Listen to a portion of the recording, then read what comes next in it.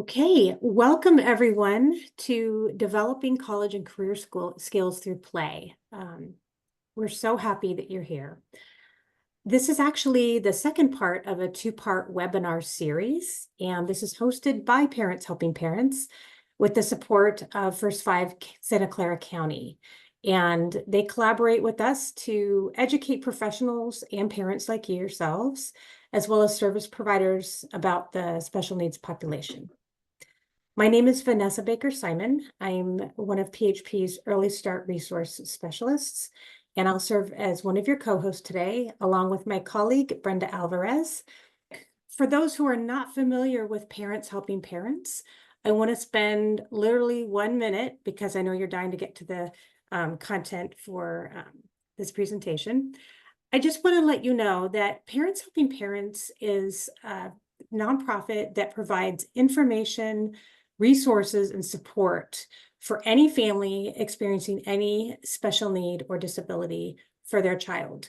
And it can be a young child who, literally a newborn, all the way up through an adult child who is experiencing a disability. We never turn anybody away. If they have a child with a disability and they need information or support or, resources and referral. Most of our staff in our programs team have children with disabilities, myself included. So we understand that you walk and the lived experiences. And we have a lot of professionals that contact us as well. So if you can't get us on the warm line when you call, which is staffed Monday through Friday, 9 to 5, you can leave us a message. You can look on our website. We have much content available there with respect to webinars that are recorded like this. We have events literally every day that happen, and we have a plethora of material available to professionals, parents. We have a resource directory with 3,000 vendors and agencies and specialists that provide resources for the special needs community locally. And we also have a number of support groups that meet both online and in person that really help provide that support to families that are going through this. And I should mention, these resources are available in English, Spanish, and Vietnamese. Okay, so now the really good stuff. It's my pleasure to once again introduce our speakers today. And we're lucky to have both Heather and Rebecca with us. Both of them are with the inclusive, I should say this, supporting inclusive services practice project with the El Dorado County Office of Education. Heather's going to be our main presenter tonight. She has over 15 years of experience supporting early education, ranging from home-based childcare, collegiate programs and child development, tribal Head Start, private preschool, and then most recently as a director of a state preschool program in Northern California. It's safe to say she's been an advocate for access to high quality early education experiences for all, and continues to emphasize the importance of collaboration in order to build that strong foundation of trust and partnership in each child's home and school setting from day one. And we know that's really critical for that foundation to be built. I also want to welcome Rebecca Fuller, and she has a really great story that she shared last week, and I think she'll probably expand on that today. And she works closely with Heather at the Supportive Inclusive Practices Project. So with that, I would love to turn it over to Heather and Rebecca. Great. Thank you, Vanessa. Hi, everyone. So like Vanessa mentioned, this is our second session tonight of the Developing College and Career Skills Through Preschool Play. Last week, we talked a lot about identity and belonging. And this week, we're going to get into a little bit more of those practical aspects and how we can support children and students and all the way through adults in their learning and participation in in the community. And also, let's just acknowledge that it's 6:38 on a Wednesday. Okay, Or a Tuesday, but you know. oh my gosh, it's all right, everybody. We're off to a great start. Next slide, please. This is why we have both of us, so we can help each other through. Okay.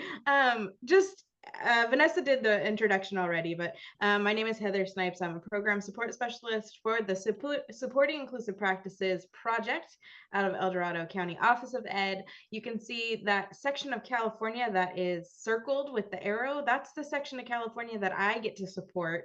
I support about 13 school districts, county offices, and SELPAs in our Northern California area. And that's a little picture of Heather when she was probably about 2.5. And now Rebecca can introduce herself. Hello, everyone. Thanks again for being here. And yes, I'm Rebecca, and this is a little picture of me I happened to find. And I think my brother thinks I was probably about 2 right there. And I support our entire program, which we do. You can see we support grantees and districts and stuff across the entire state of California. So I'm based out of El Dorado County, but I support our entire team and the entire state. So Yay. We couldn't thank you. function without Rebecca. She's Yeah. very important to our team. We do want to share too that just like last time, we have a resource Padlet. We have added to the slide deck in this resource Padlet, but everything else has remained the same. So make sure that you access that. And if you aren't able to access it here tonight, you'll receive this information through email later on. So tonight, we're going to pick up where we left off. We're going to start talking about learner variability, and we can actually expand that to just individual variability. We all have it, but we're going to really start out by focusing on kind of the traditional expectations. On this next slide, go ahead and switch. I found this on Teachers Pay Teachers, and I thought that it was interesting because we're looking at the ultimate learning position right here. You got your legs crisscross applesauce, your hands are crossed, your eyes are up front, and it even gets so specific as to say that your tongue is behind your teeth. And if anyone here either has children, teaches children, or has been around children for any amount of time, you know that this is not what actually happens. I know as a teacher that when I had circle time with 24 children, not a single one of them was going to do all of these things. And the impact of having the expectation on them to do this was really actually detrimental to what I wanted to accomplish at our circle time and during our activities together. And so this is just a reminder that traditional methods of instruction and traditional expectations of student and child behavior can really become barriers, especially when we start thinking about serving individuals with disabilities and thinking about children who may not be identified as having disabilities, but just have behaviors that don't jive with sitting still. I definitely, as an adult, would not be able to do this for any long amount of time. Rebecca, what do you think would happen if we expected Emily to learn like No, this? no, she Absolutely would not. no. Right. But yeah. It's the same thing with everybody else here. I mean, would any of you be able to be successful sitting in one position for any extended amount of time? Let's go ahead and go to the next slide. And that leaves us with that question of what happens to learners when there is that one way to engage. We touched on it just a little bit, but really what else can happen is that big B word. And I always like to say it, and I always get a laugh out of it when I say it's the big B word. Does anybody know what the big B word is? It's behavior. And a lot of times people will say boredom because this picture looks like a bored kiddo. But if you have one way for children to engage, for children to interact, and that's the only expectation or the only way that you're going to allow them to participate, what's going to end up happening is that they're going to find other ways to engage themselves or their peers. And those ways may not jive with your plan. They may not go along with the typical expectations that you might have for your classroom. So making sure that you have many different ways for children to engage in the information that you're offering, for them to interact, reducing that expectation that we're going to sit still and pay attention, while still having the expectation that we are going to pay attention, just by providing options for them to interact with their peers. So as far as learner variability goes, there are two really important facts for you to know tonight. One, learner variability is systematic and to a large degree predictable. So before you even step into a space with any type of people, with whether you're a teacher or if you're just going somewhere in the community, you can guarantee that not everyone here is going to learn in the same exact way. So that's why we put sound, that's why we put visuals, that's why we put words in our presentations, because we know that people are going to take in information in many different ways, and we can prepare for that before we even meet you. Two, learner capacities are context dependent, and that is so important to remember, especially when we're talking about individuals with disabilities. So often, we talked about identity in our last session, so often we fixate on that one label of disability that we completely close our eyes to the fact that there are so many other positives and so many other strengths that an individual has within their whole identity. So just remembering that someone might be not very good at one thing, but incredible at another thing, and allowing them those chances to thrive and show what they're great at is our job. It's really important. I think just really quick, I think of Emily and going through her school years, and math is not strong. And she would constantly, every year, every day, have to go through a coin worksheet. She's not going to get it. But let her do something with music, let her count with the beat because she's has taken drum lessons. Well, let's flex it and have her learn that way. So to me, that's what I see when I hear you talking about that. Totally. Yeah, same with me. If you were to sing me something that you want me to remember, I will remember it. If you're just going to talk it to me without any pictures or anything else to support it, I probably won't remember most of what you say. Yeah, we need different ways to engage. Yep. Go ahead and go to the next slide.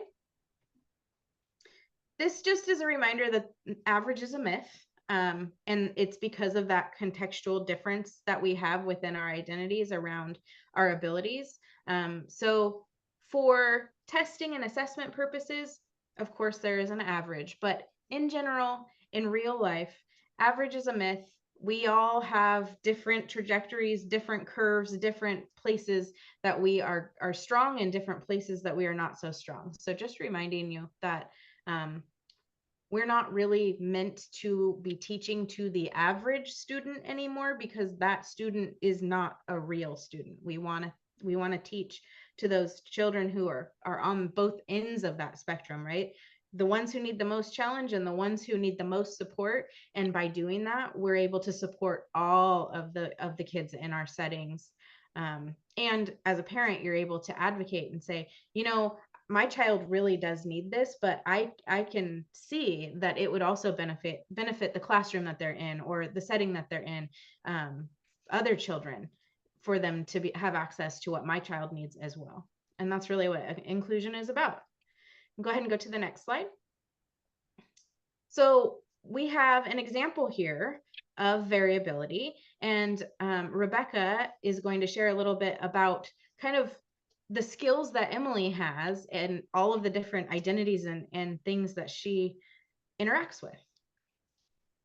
Right. So like I said earlier, I think the musical instrument was a key realization for me, that we went through so many years of her not getting math but still doing it. And then when she started playing drums, some things started clicking and some things never will, and that's okay. But the other thing wanted to speak to on this particular grid was the speak two languages. And later on, I'll talk about some other things. But when she was young, actually, when she was 1 year old, we took a mommy and me sign language class. And we ended up doing sign language together till she was about 3. And it actually came in handy one time. She was sick and she didn't feel good. And we're actually at the hospital. And she hadn't been eating for a couple days and she signed eat to me.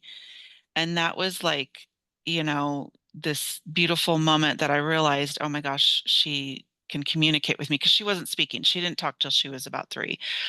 So I'm guessing I should probably move that dot. But today, while we are waiting for the bus, she was showing me some sign language stuff because they learned sign language in their class together. And I thought to myself after she drove away, I was like, well, what if her and I took a sign language class together? Like, how cool would that be? So we just talked about it at dinner. And so I'm hoping that we can move that dot together.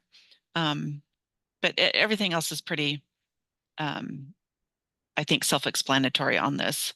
Yeah, that's such a great Yeah. story, though. It's such a good reminder that just because we're not very good at something at some point in our life doesn't mean Yeah. that we can't get good at it.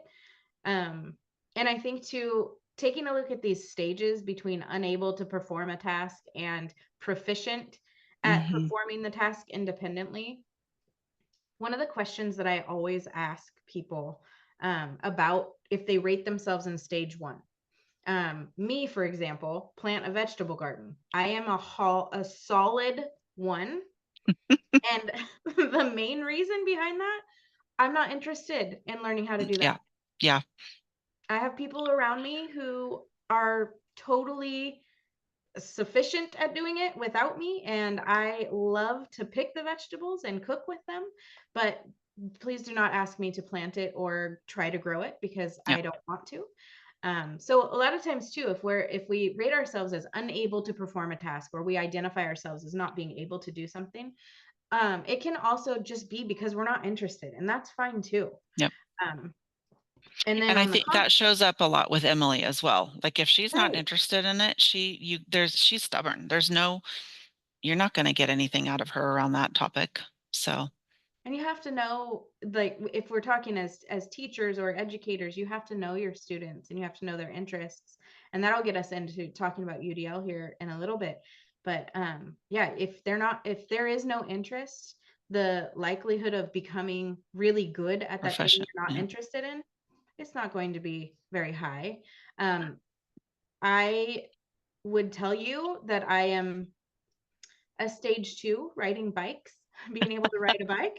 But I can also tell you that I have been motivated to get better at it because of a recent experience that I had riding a bike. And so also thinking about the experiences that we plan and provide and the opportunities that we provide to find joy in something and what that can do for a person's desire to get better at something or not get better at something, depending on that type of experience that we plan and provide. So we all have variability.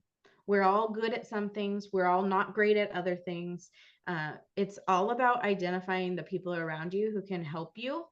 And it's really all about tapping into interests and Yep. saying, okay, well, you may not be interested in this, but I know that you're interested in something else. So I'm going to do all I can to bring those two things together to help you grow. Go ahead to the next slide. Just a friendly reminder that when a flower doesn't bloom, you fix the environment in which it grows, not the flower. This is also kind of a comment on, we can use this as a comment on our educational system when we think about the number of times we require individuals with disabilities to move from one setting or another, and the weight that we put on students to thrive without having an environment that is meant to help them do that. Mm-hmm. So we think about inclusion and we think about making sure that all of our students feel a true sense of belonging.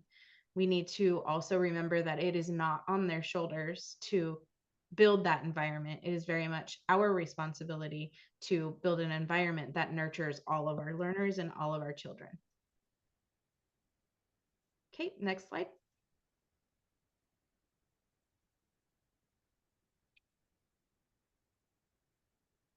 So we're going to take a little time to talk about universal design for learning. You can go ahead and go to the next one.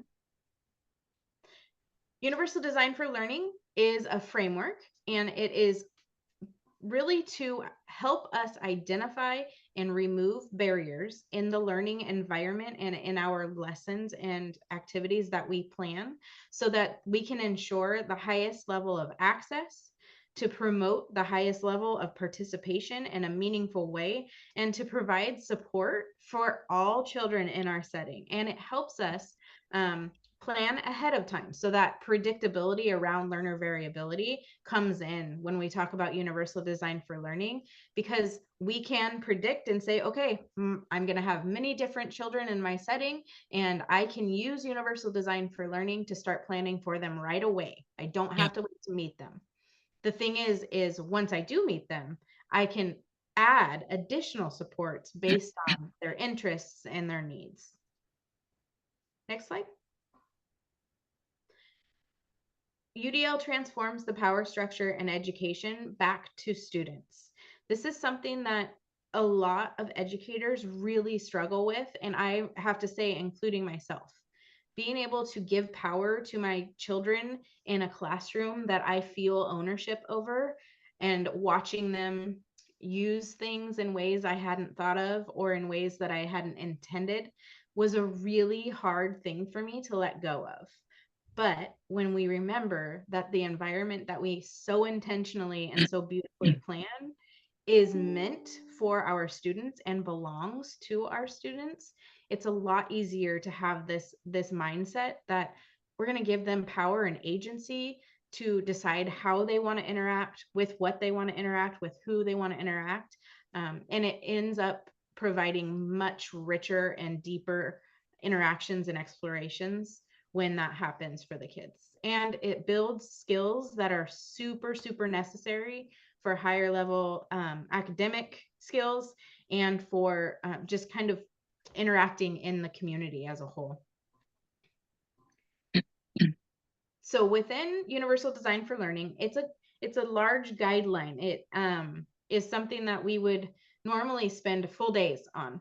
Rebecca and I attended a full day training on Universal Design for Learning, and are having additional trainings to really deeply understand it. So if you would like to know more about Universal Design for Learning or explore the guidelines deeper, you can see there where the cursor is right now, the finger is over the top of a little icon of the guidelines.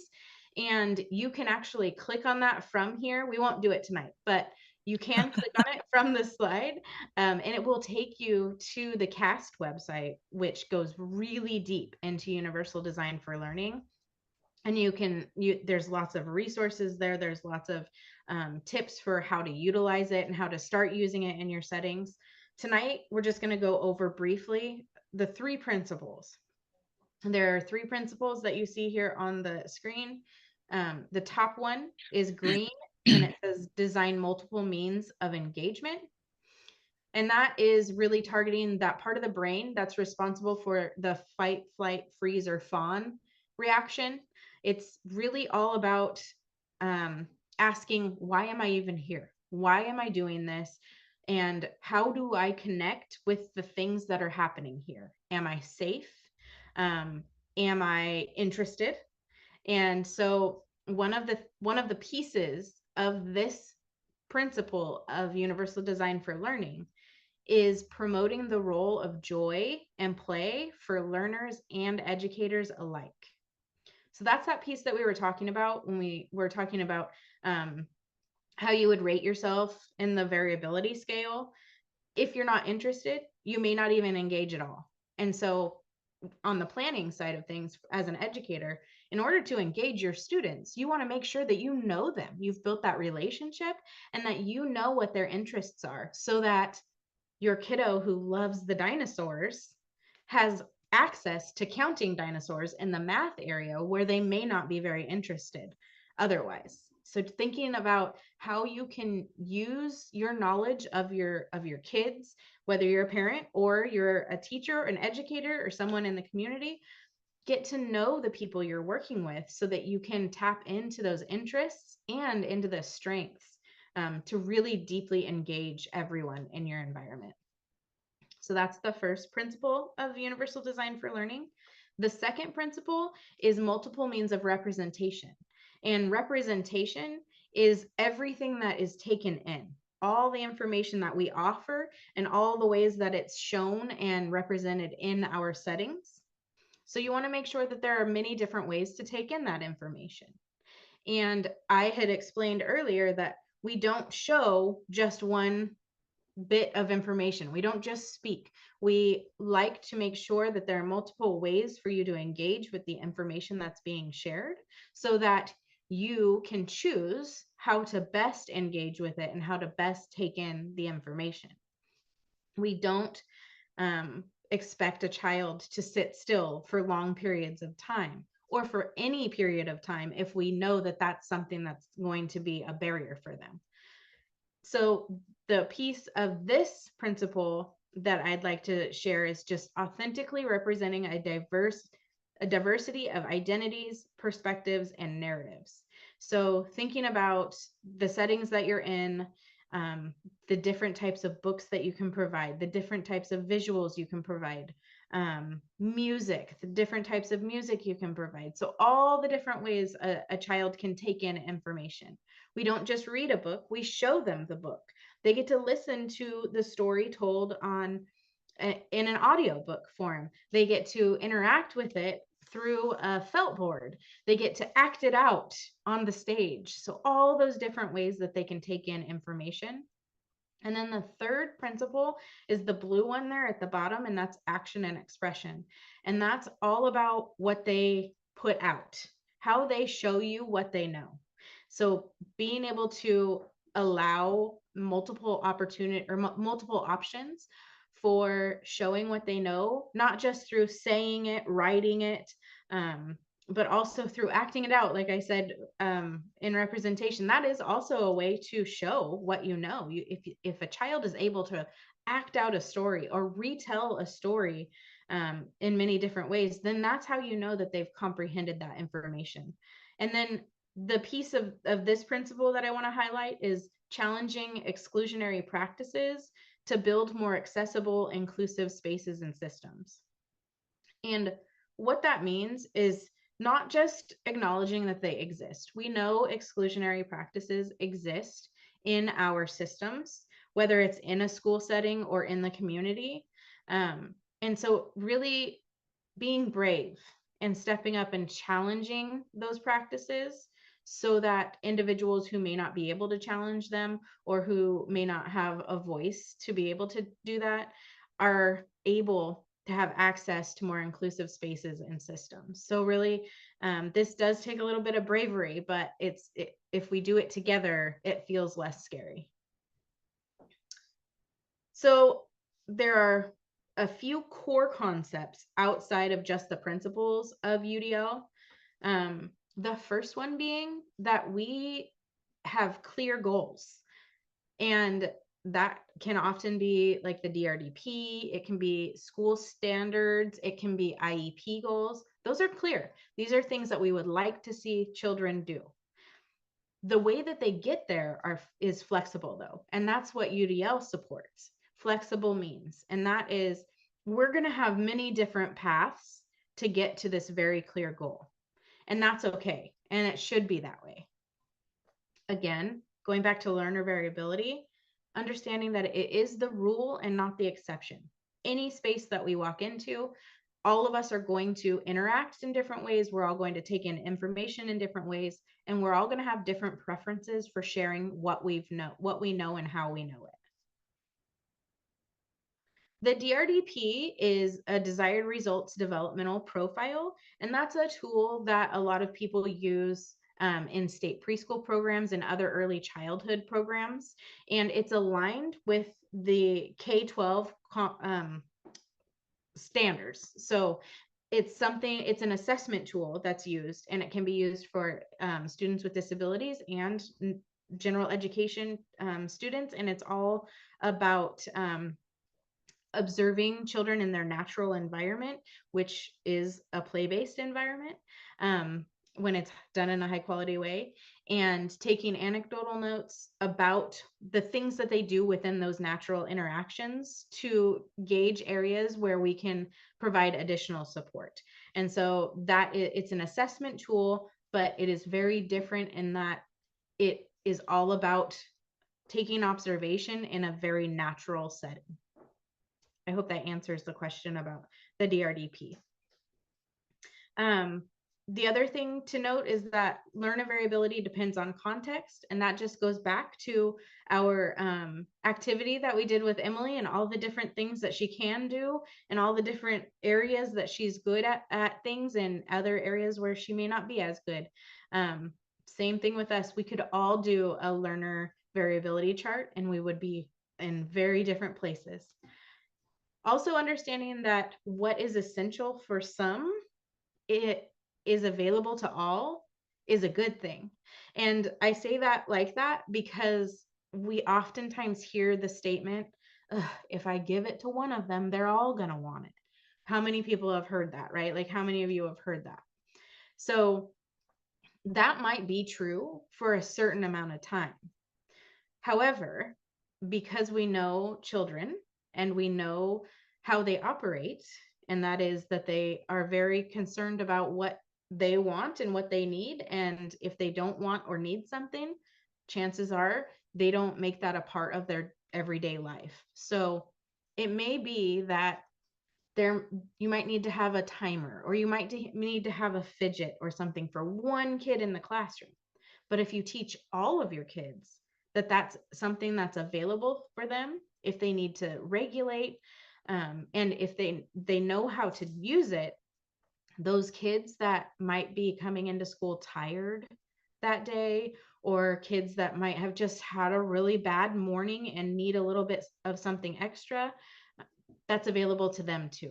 And so just remembering that a lot of the things that we implement and a lot of the supports we put into our settings might just be specific to one child. But what we see often is that when they're available to everyone, they end up benefiting many more than just that one child. And the last piece, the most important piece to remember, is that barriers are in the environment and not the learner. And that goes back to that quote about the flower and not blaming the flower when it isn't thriving, but really taking a look at the environment to remove those barriers so that that flower can thrive. Next slide.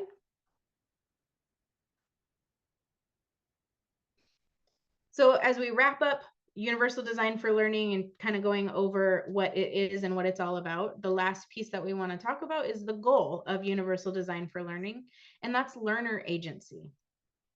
And we can take out the word learner and we can just say agency. And in this case, agency means just that power over yourself as someone who takes in information, as someone who interacts in the community, and as someone who is able to express themselves in a way that we choose. So the goal really includes being purposeful and reflective. So being able to plan, having those executive function skills, being able to self-regulate and to decide how you can get back to regulation, whether that means taking a spot, a quiet, cozy spot, or talking something through, or putting on headphones and just kind of disconnecting for a while, being able to make those choices for yourself so that you're able to get back into whatever setting you're in and feel like you can interact effectively.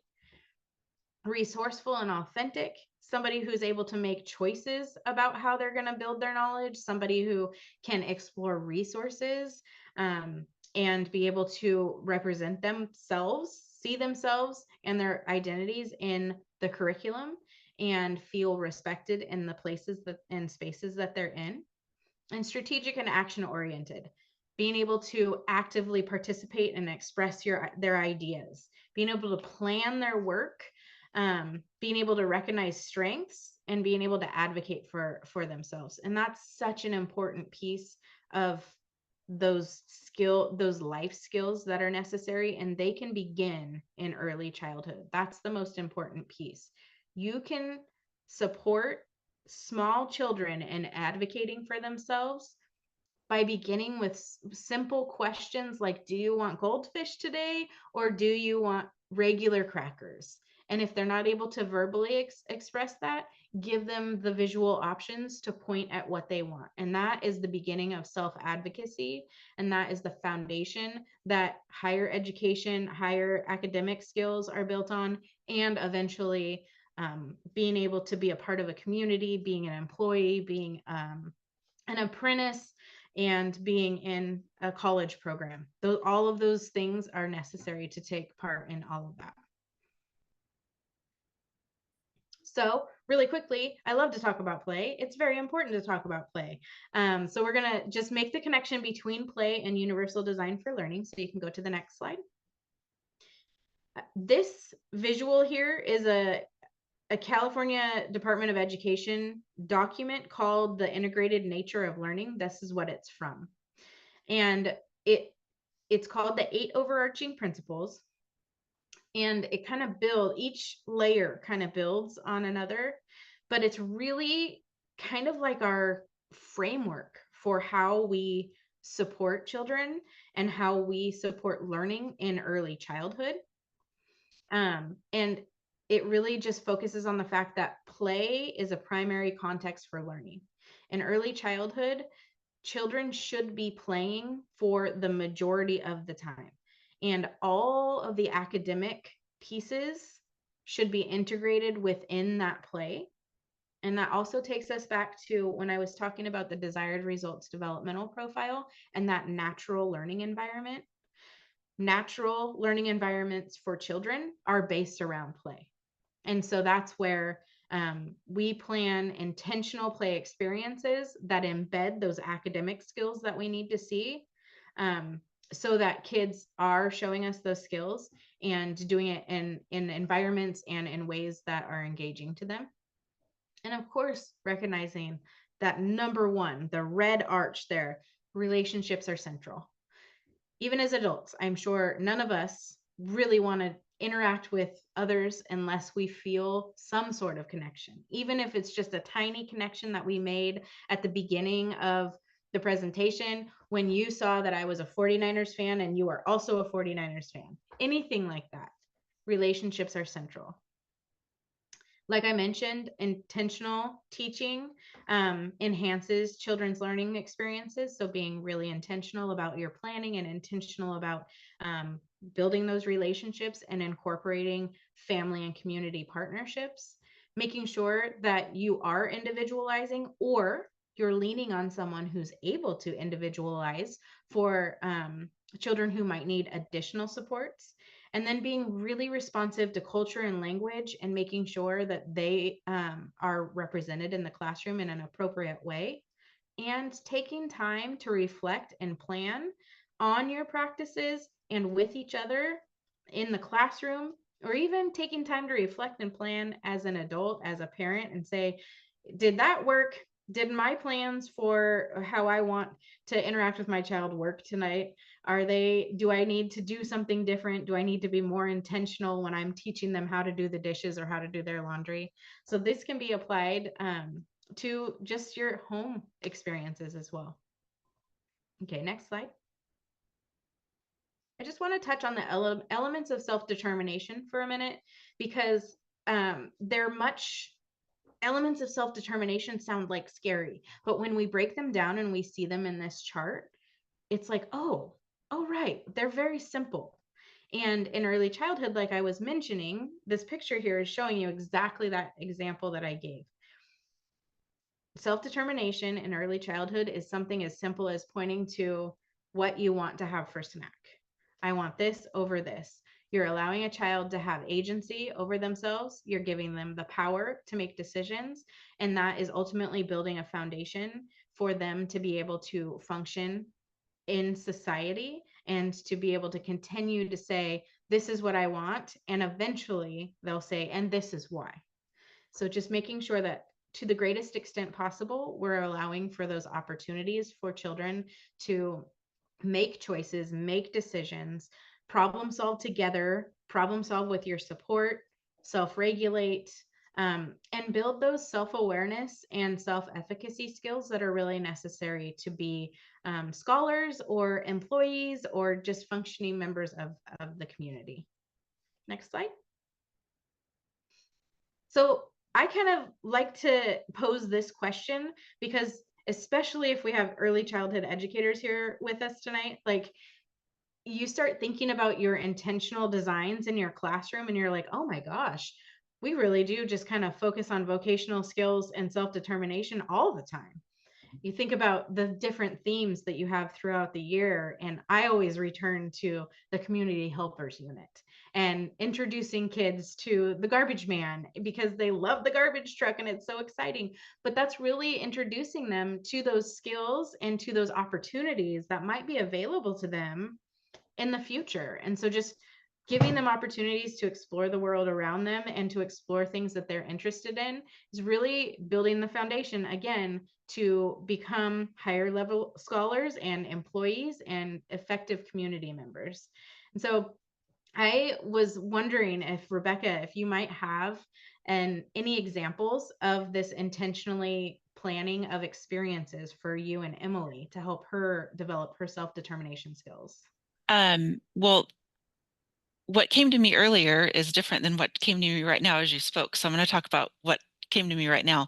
When she was in elementary school, she went to the after school program on campus, and they um, it was one of the only places, because she was in special day class the rest of the time, right? So she was mixed in with all the kids. It was just Emily and everybody.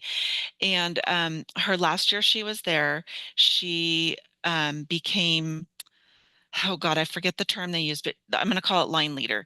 But she got the lanyard with her little name tag, and she was in charge of, shepherding kids to and fro, or whatever it was. But from that point, like, I see she loves to teach. She'll play in her room sometimes, even still at 20 years old. She'll pull up the chair to the mirror and she'll read the book, and she'll teach to the mirror, and she'll show the pictures and stuff like that. So I remember how she kept talking about, and I wish I could remember the term they used.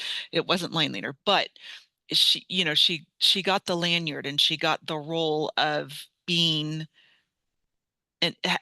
a teacher. And this year she's also doing that as well in her third year of ATP. And I see how that started to enhance her self-confidence. And because up until that, and like going back to that, the chart of the self-determination and self-advocacy and stuff, most of her career was, we were telling her what to do, when to do, and how to do it. So, but yeah, I see that now, that this was a big key where she became more independent. Yeah, being able to have control over something, Mhm. and being able to take that leader and educator Mhm. role, so important. Yeah. I'm sure that we all could have a story about a kid that we know who just may have challenged us with their behaviors more than any other kid, but we found that one thing that they were so good at and provided them opportunities to be a leader and provided them opportunities to determine how they're going to plan.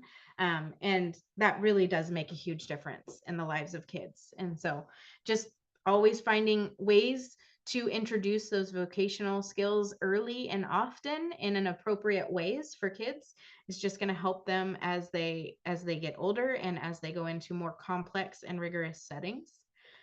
Go ahead and go to the next slide. And speaking of that, this is a resource that we've made available to you all. And it takes a look at transition skills from preschool all the way into adult civic life. And so it focuses on those structures and practices that support adults who are powerful self-advocates, contributing citizens, enrolled in higher education or training, responsible family and community members who are earning an income and living independently. And if you think about a lot of those bulleted pieces there, those are a lot of things that we do also focus on in early childhood. And so thinking about how to start building that foundation for these more complex adult skills, thinking about noticing differences and similarities. And at circle time or in the community, how we talk so much about differences and similarities. And that's just really getting a child to start focusing on that individual and self-advocacy, recognizing who they are in context of their community. And then if you're thinking about like families at the family level, encouraging and modeling positive relationships. Rebecca, I'm sure, as a parent, has spent a lot of time encouraging and modeling positive relationships, positive interactions. This is what we are going to do. This is what we're not going to do as much of. Making sure that as the adult in children's lives, we are a good model for positive relationships, because that's what they need to be able to be an effective employee and classmate and community member. And then moving into school-based experience, just thinking about that contextual learning and remembering as an educator or someone who cares for children in whichever way or whatever context, just remembering that variability piece and knowing that we're not going to identify a person based on their one specific identifier or one specific label, but really recognizing their strengths and leaning into those strengths whenever we possibly can. And then at the community college and career level, we're focused on developmentally appropriate classroom and job assignments, right? One of the things that we do weekly or monthly or whatever it might be is say, okay, here's our job list, and we're gonna draw straws, or we're gonna draw popsicle sticks with your name on it, and you're gonna put them in the pocket for your job for the week or the month or whatever it is. And doing something like that and exposing children to jobs and roles and responsibilities, it gives that power piece, like just exactly what Rebecca was talking about with Emily and being a line leader. It gives them that, okay, I can do this, I'm in charge of something, and that sense of purpose. And those are all things that can be supported in early childhood. But then this resource also goes all the way into young adulthood. So if you're a family member, an educator, or a community member, you can also see the ways that you can support all children throughout and adults through adulthood. So we just wanted to highlight that because this is a really powerful tool to have. Go ahead to the next slide. As we wrap things up tonight, the one thing that we want to talk about is the possibilities. We're talking about early childhood for the most part, but we want to always have that end game in mind, and that is what's possible in the future, and always remembering that we're helping families and children advocate for those possibilities and for reaching their greatest potential. Go ahead and go next. We've included some resources around special education work group reports for the alternative pathways to a high school diploma, for the IEP, individualized education program. These are just reports that have been released in the last few years about these things. Think College Inclusive Higher Education Network has a lot of really great resources for families that are looking for the next step for their child with a disability. So this is just another resource. And then going to the next slide, a program we always love to highlight through our Supporting Inclusive Practices project presentations is the UC Davis Redwood Seed Scholars Program. It is a 4-year residential program for individuals with cognitive disabilities. And it's really, really important because it's really, really rare. And this is a model that we hope will be scaled across the state and throughout the country. Right now, there are very few opportunities for residential programs for individuals with disabilities, and UC Davis is doing it incredibly well. Just in this picture that you see right here, there's an author, there's a published author, and so thinking about what's next and what higher education opportunities are available. There are people in this picture who are employed by a veterinarian's office, by medical offices. They're exploring their own interests. They are thriving academically because they've been given opportunities. Yep. And so that is so key and so important to remember. On this next slide, kind of shows you what their core competencies are. And it was pulled from a much larger list of core competencies that were gathered from parents. And so this is really, really focused on what parents believe make successful adults. Thinking through this, accepts responsibility for actions, is kind to self and others, demonstrates resilience, able to follow directions, able to ask for help or clarification across a variety of settings, demonstrates basic hygiene skills, able to manage medication, demonstrate knowledge of personal safety awareness and time management skills. If we think about early childhood and the goal of early childhood, think about how closely aligned the goals that we have for our young children are to these goals, and what we can do in early childhood to prepare them to be successful in programs like this. We can do a whole lot when they're very little. And I think that that is the key message here, is that if we have these expectations early, we're preparing them for success later, and really getting them that mindset that they can do anything, and being able to give them those supports and tools to really do anything that they want to do is so important. So we're going to go to the next slide, and Rebecca is going to take us home with a story that is no longer just a dream. Thank you. So yeah, when I think back of, 12, well, let's see, 12 years ago, 15 years ago, when she started in the pre-K and the kindergarten setting, kids with disabilities, we didn't talk about the future. If I asked about the future, every year it was like, oh, they'll talk about that when you're in high school. They'll talk about that later. They'll talk about that later. And so we had no preparation. So for me to be a part of this group and to see this movement, I call it a movement, but that we really are trying to shift everyone's mindset, right? Parents included, of we can start when they're young, when they're in preschool, and the play can translate direct to going to college. And that's for kids with disabilities as well. So it's cool. Last year, Emily applied to the Redwood Seed Scholar Program, and that whole process was such a journey. She did not get in. We're going to try again this year. But just to be able, I remember going to work the next day and I said, I never thought I'd be a mother that was waiting to hear if their kid got accepted to college. And you were, And and I you are was. still. And then we handled the disappointment. So we're learning together, right?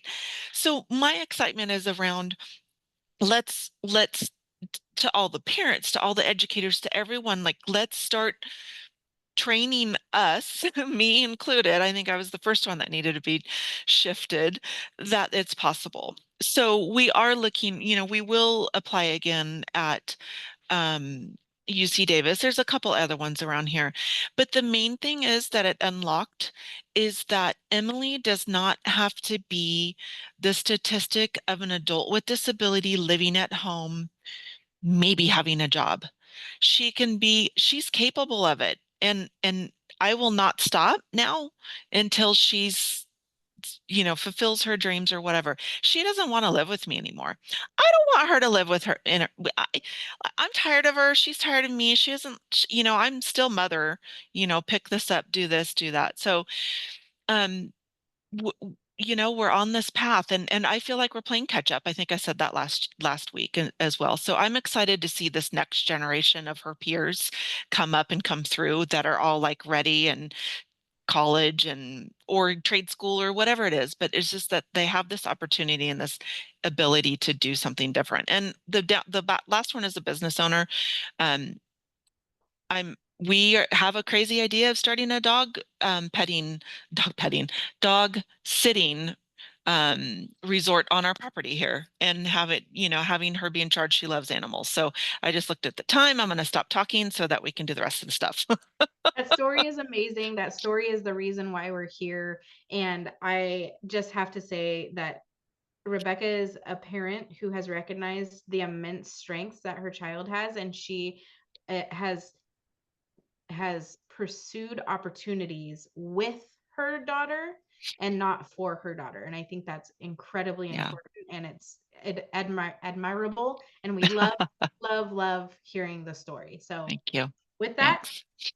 that's the end of our story. We want to say thank you very much for having us for these 2 sessions. And I'm going to turn it over to Vanessa. Thank you so much. I love hearing success stories like that. And Rebecca, like you, I'm a mom of a child who similarly never thought, college Right. would be an option when an intellectual disability was diagnosed before he turned 3. And Yeah. he's now at a similar program at Portland State. Oh. And I have to drive him there next week. So Yeah. exciting though, right? Like Oh, who absolutely. who'd have thunk, right? Yeah, That- exactly. So no matter what, like, never underestimate children. Never underestimate people. I think that's the moral of this lesson. So, and there's so many things that can be done and should be done. So thank you so much to both of you for such an inspiring, informative presentation. I want to go through this with a fine-tooth comb for myself. And I was looking for the little hearts. And I realized I'm a host. I can't heart this, but I do because it resonates with me personally so very much, as well as professionally. So thank you both so very much. We have Thank you. a very fast and quick poll that we would love for everybody to fill out. Again, this helps us continue to fund programs like this. I also wanted to let you know that we have another, sorry. Thank okay. you. This was the handiwork of Rebecca and Heather. They have a number of places you can follow them on their socials if you would like, and to get more information about the wonderful work that they do.